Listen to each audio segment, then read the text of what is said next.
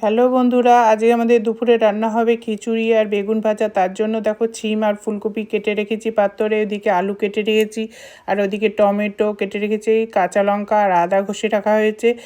আর এই দেখো, আমি অনেক দিন হয়ে গেছে, 6 মাসের উপরে আমার ঠাকুরঘর নোংরা হয়েছিল। আমি সার্ফ দিয়ে ভালো করে জল দিয়ে কাপড় দিয়ে ভালো ডলে করে আমি ঠাকুরঘর সিংহাসনগুলো পুছে আমি তো নিচে বসতে পারবো না, তাই চেয়ারে বসে পুজো দিলাম।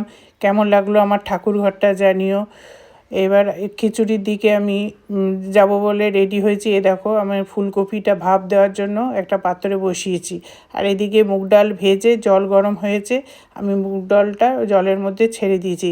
এবার এক এক করে আমি আলুটা ওই চালও দিয়ে দিয়েছি, দিয়ে এবার আলু একসাথে দিয়ে এটাকে ভালো করে ফুটে উঠলে এক এক করে সব ওর মধ্যে দেবো।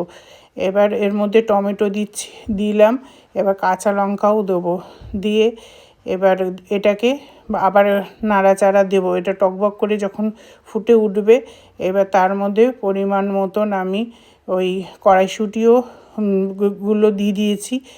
এবার নুন হলুদ দিয়ে এটাকে ফুটছে টকবক করে। এবার এই ফুলকপিটা এর মধ্যে আমি ভেজে রেখেছিলাম, ভেজে ওর মধ্যে দিয়েছি। এবার ফোড়নে তেজপাতা, শুকনো লঙ্কা, জিরে ফোড়ন দিয়ে ওই খিচুড়ির মধ্যে আমি ঢেলে দিলাম, দিয়ে দেখো আমার খিচুড়ি রেডি। আর তার সাথে আমি বেগুনি